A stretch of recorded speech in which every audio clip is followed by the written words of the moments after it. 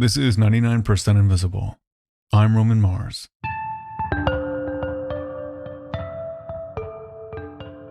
The health and growth of a city is inexorably linked to water. Clean water must be available, and dirty water needs to be removed. The importance of this cannot be overstated, but it's easy for it to escape our notice. The influence of water in our lives is also personal and profound in ways not directly related to infrastructure, and our friends at Pop-Up Magazine have asked storytellers of all kinds, including a figure skater, a submarine captain, a synchronized swimmer, and many more, to talk about their relationship with water in a beautifully crafted story that just delights me in every way. If you listen to our episode that they produced called Take a Walk, then you know the treat that you're in for. From Pop-Up Magazine, here's Haley Howe on water. In my most peaceful moments, I'm floating on my back, face pointed to the sun, ears underwater. All I hear is my breath, and the world around me fades into the background. In those moments, I feel weightless, like I could just float up out of the water and into the sky. Growing up in Central Texas, a lot of my life revolved around water. Summer afternoons at the city pool, long, lazy floats down the river. What does water mean to you? We set out to talk to all sorts of people about their relationship with water and how it affects their lives. We heard from scientists, swimmers, humanitarians, writers, a mermaid, and more. My hope is that before we continue, you can go find some water. Hit pause and drive to the ocean if you're on the coast, or walk to a nearby pond or creek. Sit by a fountain at the park. Or just pour yourself a glass of water and listen. We also made a visual field guide to go along with this series. Check it out at popupmagazine.com. All right, let's dive in. My name is Barbara Eison-White. I live in Bronx, New York. I'm 85 years old. I belong to the Harlem Honey and Bears synchronized swim team. I should make a correction. Senior synchronized swim team. First of all, I've always wanted to swim. I've always been afraid of the water. I'm one of these people that never let the water get in my face, even when I took a shower. And what happened was my son was forced to take a swimming class to get certain credits. And I had to take him there. And naturally, I enrolled in the adult class. And the first thing the instructor did was take us down to the 12 feet, forced us to go down as far as we could, and see if we'd bob up again. And we did. And from then on, I lost the fear. And most people on the team have the same story, fear of the water. I love to do the pyramid. It's so precise. We go from one end of the pool to the other, synchronized, and then we take an encore. I feel light, free, just with no problems, no phone calls, nobody calling me, just my time. My time. And I've heard people say that, oh, those old people in the water, they don't know what they're doing. But when they see us, they can't believe it.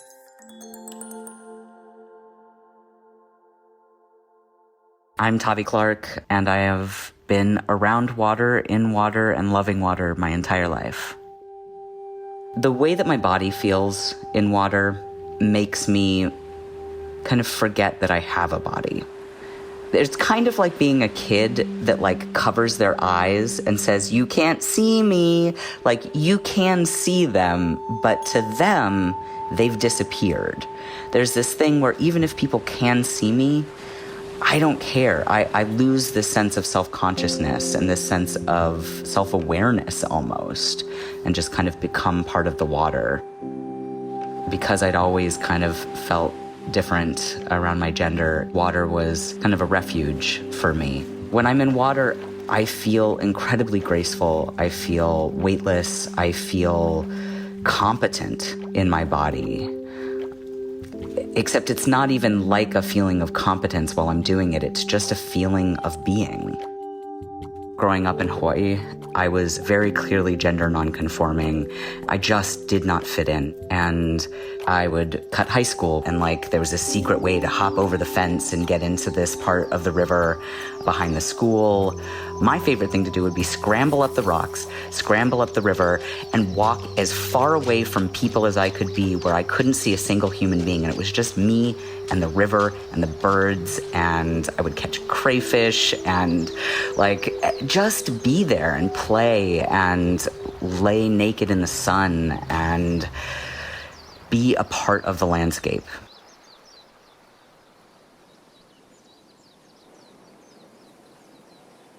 It's one of the great mysteries of deep sea biology. We know more about the surface of the moon than we do about the bottom of the ocean.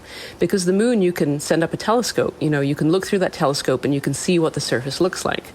But the ocean, we have all this water that's in the way. And you've got to try and get through that water to see what the bottom of the ocean looks like. So my name is Dr. Rian Waller. I'm an associate professor of marine sciences at the University of Maine. And I'm a deep sea ecologist. So when I see a body of water that I've never seen before, one of the things that I like to do is I like to kind of drain the water. I'm really interested in what animals live in the very bottom of the ocean. I'm what's called a benthic biologist. I work on animals that live on the bottom. And so the water is it's in the way. You want to move that water out of the way to be able to see what the bottom looks like. And so as a deep sea biologist, we often use things called multi-beam maps. And these are maps made by sound on board really large research vessels. And these sound waves are sent to the bottom and they bounce off the bottom. They come back to the ship. And then some really fancy computers and math turns them into these beautiful maps. We'll look at these maps. We'll see, this area is really steep and rocky. So there we might find animals that like to filter feed because water is often sped up against these areas that are rocky. And so we might find corals and we might find anemones and sponges and animals like that. And then we'll see other areas that might be kind of sediment waves. So we might see, shrimp or maybe some kinds of lobsters. So that's what I kind of think about when I go to a new area that's never been looked at before. I instantly want to know what the bottom looks like.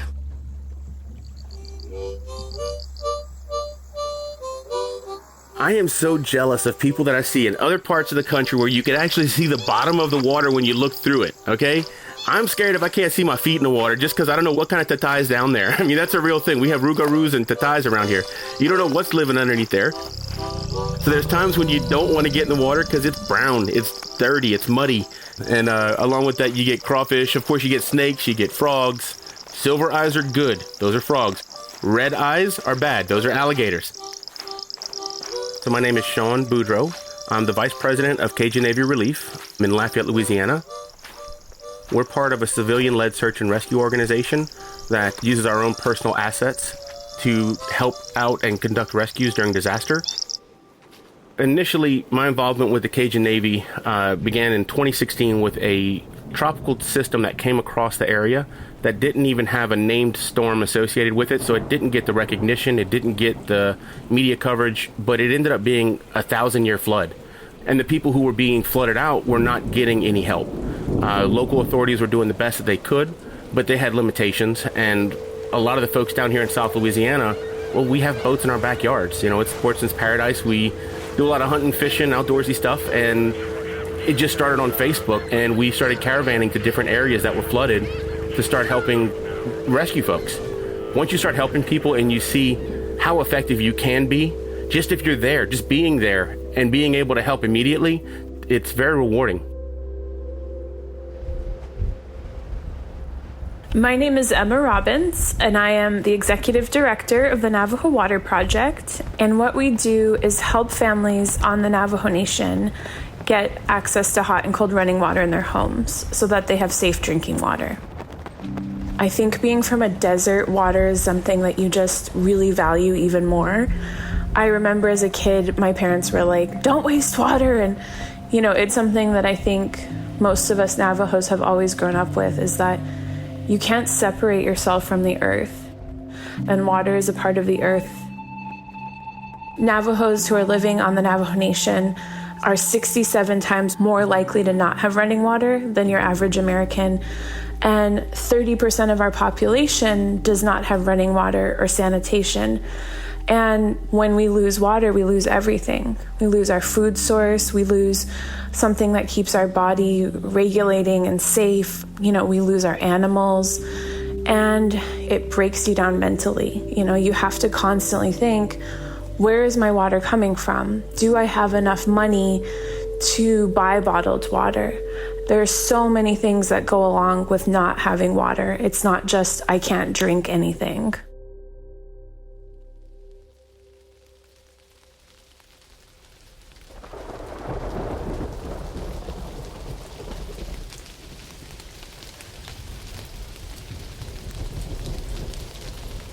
The rains that stick most in my mind are the sort of surreal ones where there's a storm cloud on top and it's raining, but it's an afternoon storm, so the sun is at that 4 o'clock angle.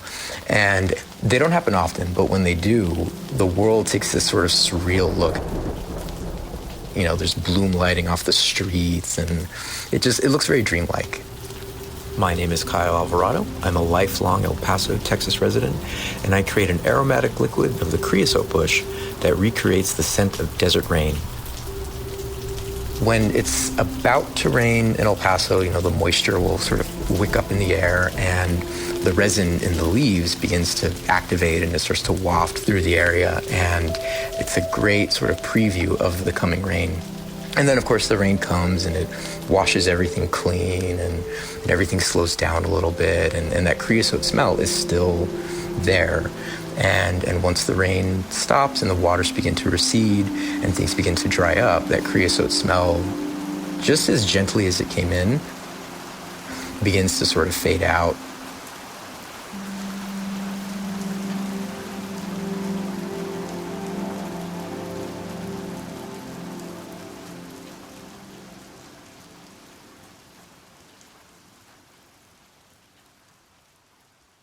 My name is Bonnie Tsui. I'm a journalist and the author of the book Why We Swim. So a few years ago, I went to Iceland to participate in this annual swim that happens on this island called Heimei. And it's in honor of a man named Gudlaugr Friðþórsson, who in 1984 was working as a fisherman when his boat capsized. And he swam 6 kilometers over 6 hours in 41-degree water to safety. In 41-degree water, you and I would die within 20 to 30 minutes from hypothermia, but he survived, and it turned out that he, in addition to being a great swimmer, his fat was 2 to 3 times normal human thickness, and it was like he was more like a seal than a human. So Gudlaugur swim, the swim that takes place every year, it takes place, of course, in a swimming pool, because in the dead of winter in March in Iceland, it's just incredibly cold and dark, and people sign up for shifts that they can swim 6 kilometers in the pool.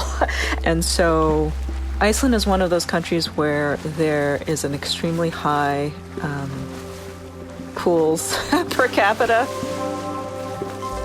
Even in the tiniest town in Iceland, there's a public community pool. I think it was one of the historians at the History Museum on the island of Heimei. She said, in Iceland, the pool is our pub. Like, this is where we hang out. This is where we share stories. This is where we come together. And it was just this beautiful thing of this annual tradition to not just honor Loye is his nickname. Everyone calls him Loye. But also now it's taken on this role of trying to do something that you didn't know that you could do.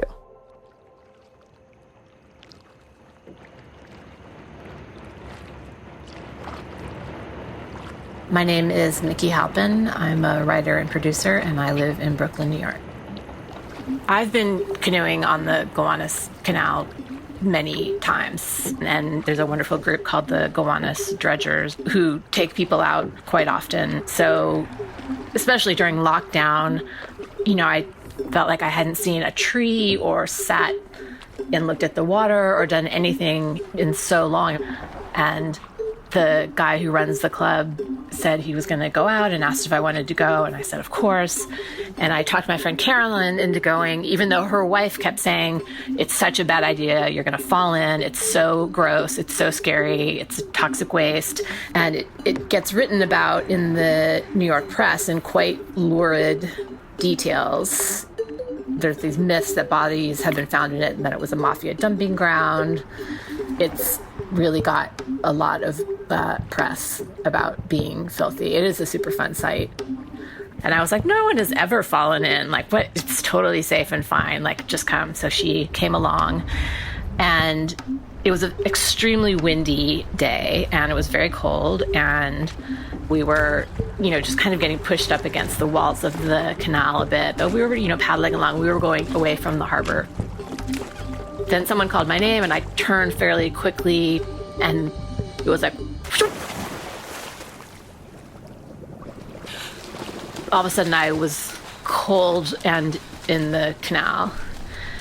And I was like, so embarrassed, like immediately so embarrassed.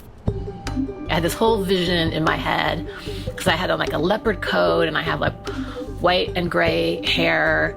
And all I could think was that someone was gonna walk over the footbridge and like take a picture. And I mean, what a crazy thing to think that I would be on the front page of the New York Post or something. Like, who's the gray-haired leopard lady of the Gowanus Canal? And I was just like, oh, this is so bad. Like, this is so bad and terrible. I have not gone back, but I will eventually. It would be a shame to blame the water for my having fallen into it. My name is Elladj Baldé, and I am a professional figure skater, competed for Team Canada for over a decade, and spent most of my life in Montreal. When you're skating in the rink, it's so full of chemicals and paint and all these things that I don't necessarily associate it with water. But when you're outdoors on a lake, it's clear. It's like underneath me, there is, I don't know how many meters or feet of water that's not frozen. I had the opportunity to go on Lake Minnewanka in Calgary, Banff. That truly, in a way, changed my relationship with skating, really. 80% of the lake was still open water. There was just a little area that had started freezing. And actually, the part that I skated on was only a couple inches thick. And that's a bit scary, but when it's thin like that, it's magical because the sounds it makes is not something you ever hear when you skate. It sings.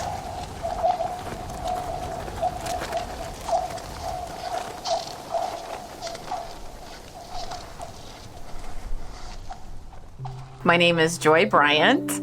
I am an actor, a writer, and producer. So in 2018, we went to New Zealand for about 2 weeks. I kind of understood what I was getting myself into, and then I kind of did not understand what I was getting myself into. Like, I knew that we were going to be rafting, but then in my mind, it's like I didn't have a real frame of reference to really understand what that meant. And I'm such an uncomfortable swimmer. I don't really swim. And I just remember kind of trying to keep my anxieties just very quiet, because I'm just like, oh my God, this fucking boat, can I turn back now? I mean, I don't have to, I don't really have to do this, right? I don't have to do this. This is crazy. I'm gonna, the boat's gonna flip over. I'm gonna die. I'm gonna drown. It was all these things going through my mind. I just sort of kind of fought through my anxieties and got my ass on the raft. And then it wasn't bad. I'm just so grateful that I just shut up, because once we got on the raft, I was like, oh, this is it. I'm good. My name is Olivia Gonzales. I live in Thornton, Colorado, and I am a professional mermaid. So at the Denver Aquarium, the way that we do shows is all with free diving, so we don't breathe off of any compressed air or anything like that. It's all breath holds. and we do a scripted show. And so it's a full-blown kind of little production. There's lines that we say underwater. It's very choreographed. Kids love it. A little girl once came up and her eyes started at the bottom of my tail and trailed all the way up to my head, and she just was like, "You're humongous." And I was like, "Awesome." So when we're swimming, it's really important while we're underwater and performing that we're not blowing bubbles out of our nose or out of our mouth, because it just doesn't look great. And so the water will definitely kind of flood in your sinuses. And so when you get out, you have to literally like kind of bend over and just let it flood back out of your nose.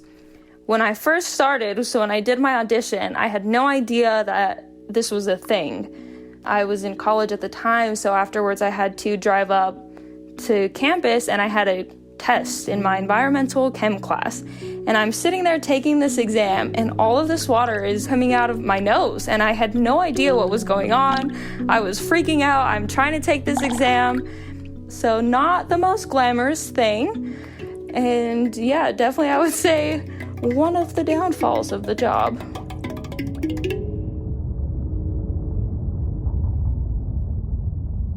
My name is Erika Bergman. I live in beautiful Victoria, British Columbia, and I'm a submarine pilot.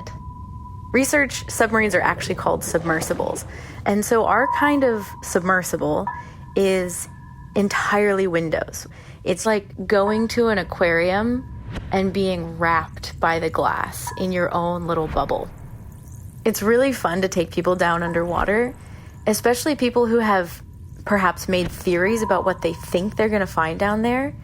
At first, they lose their minds. They get so excited. Everybody is so chipper and chatty and philosophizing down there, if I can use that word. And after a few minutes, nobody is saying anything. Everyone is just staring out the window with their jaws wide open. And one of my favorite things to do is to help people realize the kind of distortion that the bubble creates. So when you're in this spherical acrylic pressure hull, we call it, everything outside looks about 30% smaller than it really is. And so no matter where I am in the world, at some point during the dive, I know that I'll find a beer bottle. And you find a beer bottle and you show it to your passengers and they look at it and their eyes go big. They're like, "What is that, a beer bottle for Barbies? Is that a doll toy?" You say, "No, that's an actual beer bottle." And then all of a sudden their sense of scale completely changes. And that reef that we were looking at, or that sponge that we were looking at, that's when the moment clicks for them. And then they realize that it's actually massive and it's taller than the submarine and it's wider than the submarine. And we're just this little pinprick of light looking at one little piece of this massive motif of an ecosystem.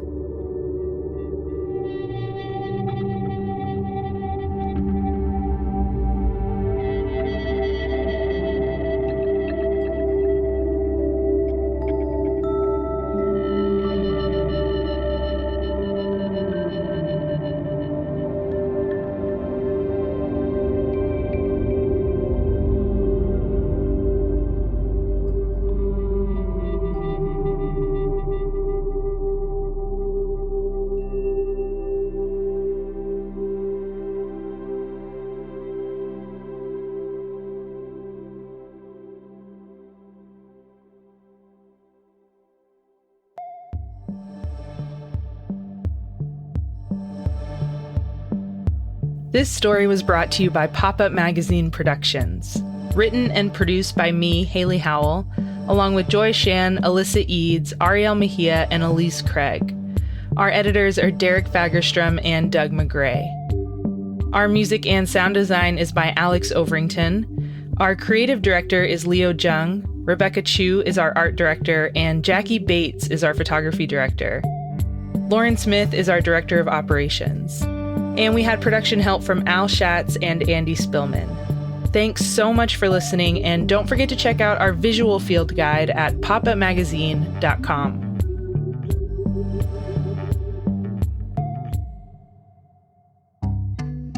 Pop-Up Magazine has other field guides available, one on trees and one on the night sky, on their podcast and website. Go get them and get to know Pop-Up Magazine. They make amazing things at popupmagazine.com. When we come back, an excerpt of a fun conversation I had with Gillian Jacobs and Deanna Riesenover from Periodic Talks about how to tell fun stories about boring things. After this. And now an excerpt of Periodic Talks with Gillian Jacobs and Deanna Riesenover, featuring me. There are rules in storytelling that you can intentionally play with or break altogether. And in 2020, at the start of the pandemic, you completely changed the format of your show in an episode called Roman Mars Describes Things as They Are. So let's take a listen to how you started that episode. This is 99% Invisible. I'm Roman Mars. Hello, beautiful homebound nerds.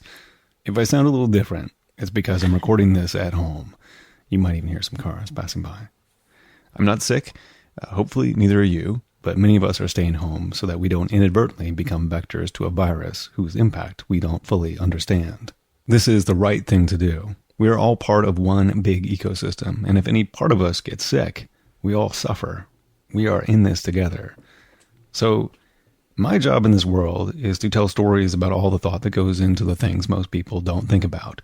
And since many of us are stuck at home, maybe alone, maybe lonely, I thought we'd spend some time exploring this place we call home together.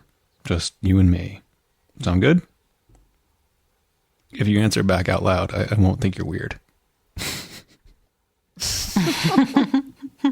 We talked earlier about the familiarity of the introduction and, kind of the intimacy, and it works. It's like one of these things where it's like such a payoff. Obviously, I don't want there to be a global pandemic to have this payoff, but I mean, it really is. It feels both so intimate and still so new. It's incredible. Well done, sir. Oh, thank you. Thank you. Yeah, so the things that are different there's no music. Like almost always after the I'm Roman Mars, there's a music hit. And so that show is completely dry. There's no music. I was really looking for something different because it was, we're a bunch of humans that make this show. And so like we feel the world, like when we make it. And, there was I don't know what the episode that was supposed to go on, that week, but everything felt irrelevant.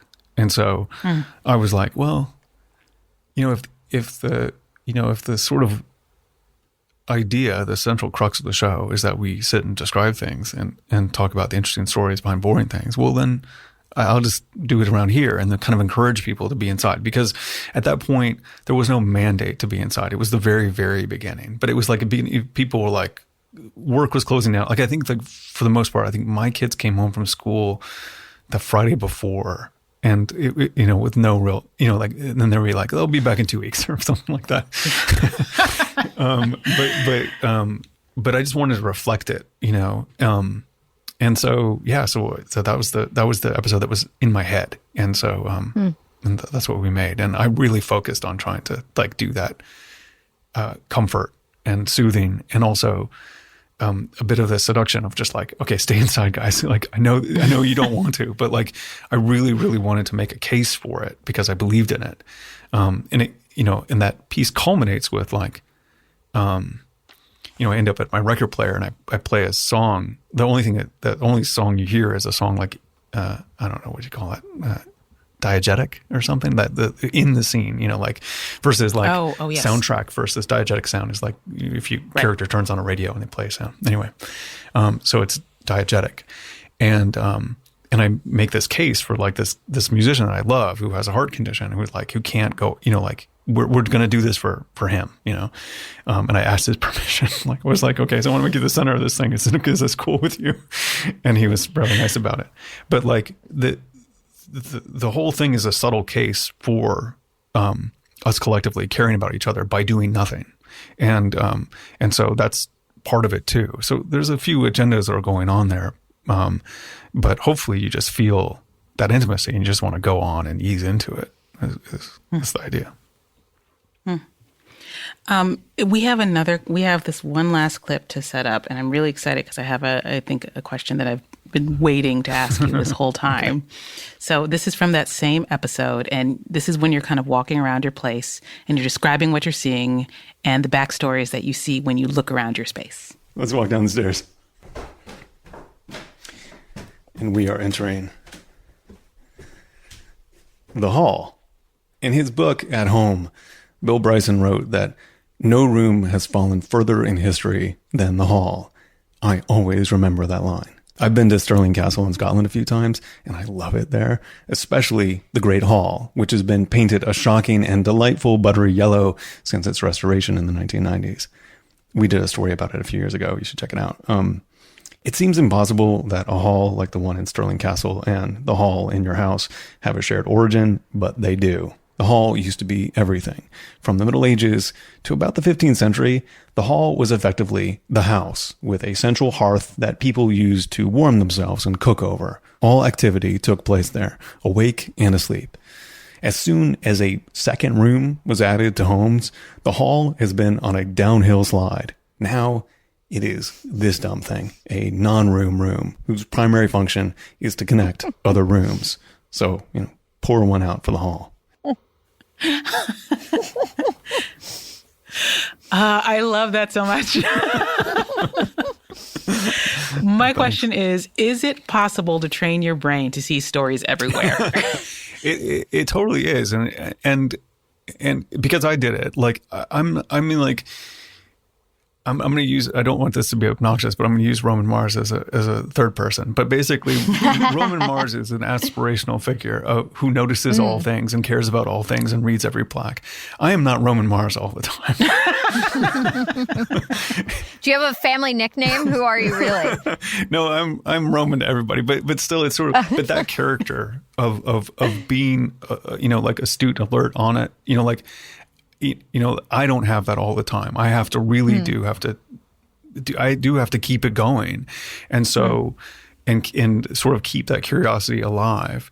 And I do that through the work, I don't know if I would always be like this. I mean, it's spilled out in different parts, but like it's the knowledge or the thought of like how, of crafting something into a story that sort of trains you to think, okay, so what is the story of this place? And like, what is this? And why have I heard, like hall or, Tammany Hall, or why have I heard this word before? And I know what a hall is in my house, and I wouldn't name it anything, so it's just sort of like you notice those differences and you go like, okay, so if there's a difference, an incongruity or something I can't understand, well, then there's a story there. There's a difference between that. That delta is what the story is.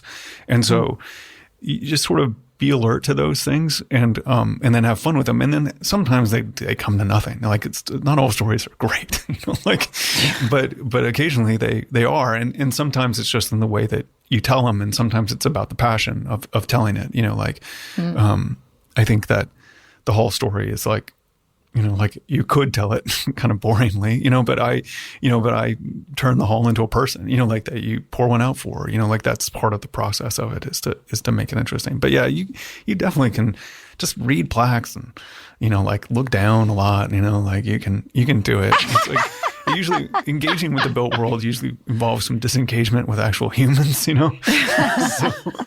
but you can do it.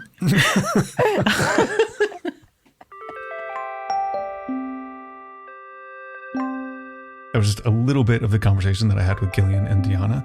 There's a ton more from me, and you will also learn about eels from Pedro Pascal on the latest episode of Periodic Talks. Go get it. 99% Invisible is Delaney Hall, Kurt Kolstad, Vivian Leigh, Sean Real, Chris Berube, Joe Rosenberg, Lashma Dawn, Christopher Johnson, Emmett Fitzgerald, Sophia Klatzker, and me, Roman Mars. We are part of the Stitcher and SiriusXM podcast family, now headquartered 6 blocks north in the Pandora building in beautiful Uptown, Oakland, California. You can find the show and join discussions about the show on Facebook. You can tweet at me at Roman Mars and the show at 99pi.org. We're on Instagram and Reddit too. You can find links to other Stitcher shows I love, including Periodic Talks, as well as every past episode of 99pi at 99pi.org.